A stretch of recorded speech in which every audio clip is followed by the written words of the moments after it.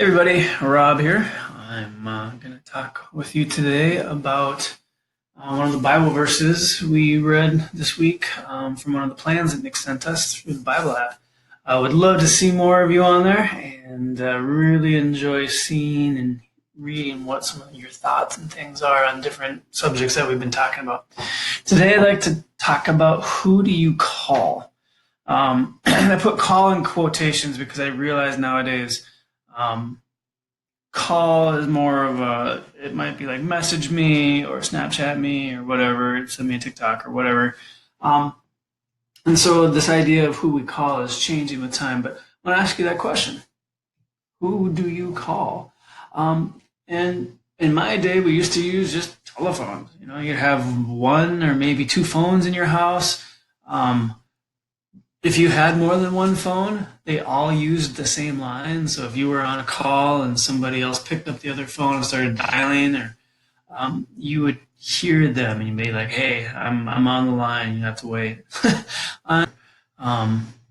So we would have email and text messages and Facebook. And I realize a lot of those are for older people for the most part, but and now things have just exploded. You have Twitter, you have Snapchat, Instagram, TikTok, Tinder, Kick, and all sorts of others. I'm sure I forgot a whole bunch. I don't have enough space on my screen.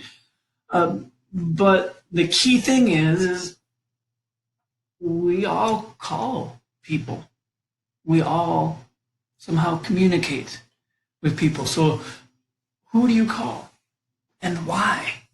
And my guess is if you think about the people that you call, you think about those that you message or whatever social media platform you're using to communicate with people, I bet most of the people fall into one of two categories. Okay? Most of the people are probably your friends or your family. Now I realize that's not the case for everything that we do, but there's probably a good chance that most are friends or family. And think about that. What is true about your friends and your family? At some level, we care about them. We have some level of love for them. We wouldn't keep them as friends if we didn't care about them. We're kind of stuck with our family, but our hope is that we love each other. We care for each other. So you might be thinking, what does that have to do with anything? Okay. Let's go to the Bible. Romans 8:28 says, "And we know that in all things God works for the good of those who love him, who have been called according to his purpose." Okay? Who have been called according to his purpose. Now I get that there's a slightly different meaning there, but the idea here still works. Why should that verse excite us? Why should it excite you that God has called you? Well, think about who we call. Usually it's people we care for. Why should we be excited? Because the God of the universe has called you and me.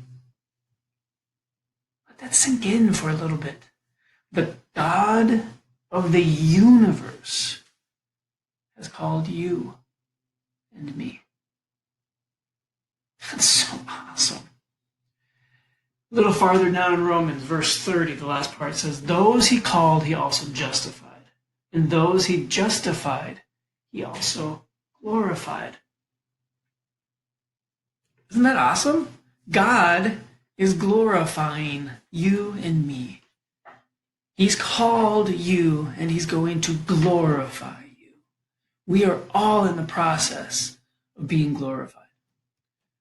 Well, what does glorified mean? Right? Usually we think of us giving glory to God. So what does glorified actually mean for us? God glorifying us. We don't usually think in those terms. I think what that means is God is making us, if you think of something that has glory, God is making us more splendid. He's making us more excellent. He's He's making us wonderful. In his eyes, God is making us splendid and excellent and wonderful. He is glorifying us through our faith. Okay? So, that's awesome. So my question for you, what does God want you to do? He's making you splendid and excellent and wonderful. He's giving you splendidness. What does he want you to do with it? He is making you have excellence. What does he want you to do with it? He is making you wonderful. What does he want you to do with that? He is shaping all of us with those things. And he has a plan for us to use those things that he is shaping us with. So my question, my challenge for you is to pray to God. And it can be something really simple every day. God, what is your plan today? Not necessarily what is your plan for me, but what is your plan today?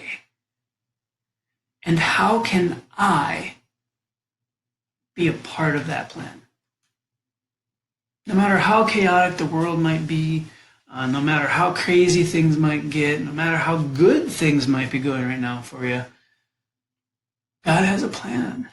He's working through all of this stuff. He's working in it. Even sometimes in spite of it. He's working for the good of all. Romans 8:28, who love him. So pray that.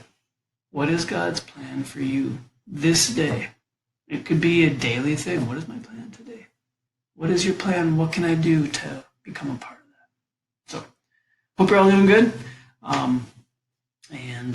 We love you, miss you, and can't wait till we can get back face to face again. Take care.